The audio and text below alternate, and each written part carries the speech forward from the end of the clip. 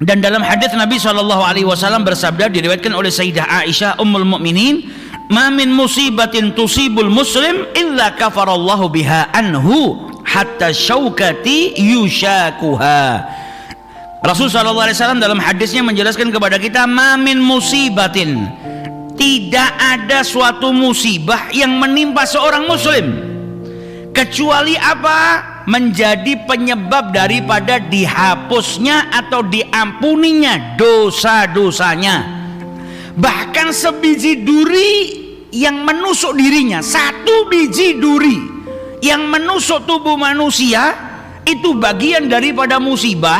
Dan ketika dia tertimpa musibah, walaupun hanya tertusuk satu biji duri, dosa-dosanya diampuni oleh Allah Subhanahu wa Ta'ala. Jadi pada dasarnya cobaan itu adalah kenikmatan. Loh kok bisa? Ujian kok kenikmatan? Ya karena di balik ujian yang bungkusnya mungkin gak enak, ada apa? Pelebur dosa. Ada ampunan daripada Allah Subhanahu wa Ta'ala. Sekarang kalau kita misalnya dikasih sakit sama Allah Ta'ala, sakit itu kan gak enak. Sakit itu kan gak enak, tapi di balik musibah yang menimpa diri kita ada apa? Ampunan daripada Allah. Ampunan enak atau tidak enak? Ampunan enak. Ampunan kenikmatan atau bukan kenikmatan? Ampunan adalah kenikmatan. Berarti terkadang bungkusnya gak enak, tapi ternyata itu adalah kenikmatan daripada Allah Subhanahu wa Ta'ala. Seorang muslim itu tidak tertimpa sebuah ujian, cobaan, terkecuali apa? Dosa-dosanya diampuni oleh Allah Ta'ala. Dan dalam hadis ini para ulama menjelaskan bahwasanya musibah di sini sawaun kana saghirah au kabirah. Mau musibahnya kecil, mau musibahnya besar, kalau seseorang itu tertimpa musibah, cobaan, ujian daripada Allah, maka ujian tadi menjadikan dosa-dosanya diampuni oleh Allah Subhanahu wa Ta'ala. Namun di sini, apakah seluruh dosa manusia diampuni dengan tertimpa musibah, tertimpa ujian? Zahirnya hadis mengatakan dosa-dosanya diampuni. Tapi jumhurul ulama mengatakan dosa-dosa yang diampuni adalah dosa-dosa kecil.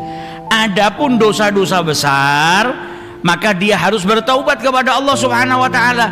Dalilnya dari mana? Dari sabdanya Rasulullah sallallahu alaihi wasallam dalam hadisnya, as-salawatul khams, salat 5 waktu, wal jum'atu ilal jum'ah, dan dari satu Jumat ke Jumat berikutnya, wa Ramadan ila Ramadan, dan Ramadan menuju ke Ramadan berikutnya, mukaffaratun ma bainahunna, menjadi pelebur bagi dosa-dosanya di antaranya, dari satu salat ke salat berikutnya, dari Jumat ke Jumat berikutnya, dari Ramadan ke Ramadan berikutnya. Kalau ada dosa di situ diampuni sama Allah Subhanahu wa Ta'ala. Idza satanabal kabair, dengan syarat dia menjauhi perbuatan dosa-dosa besar.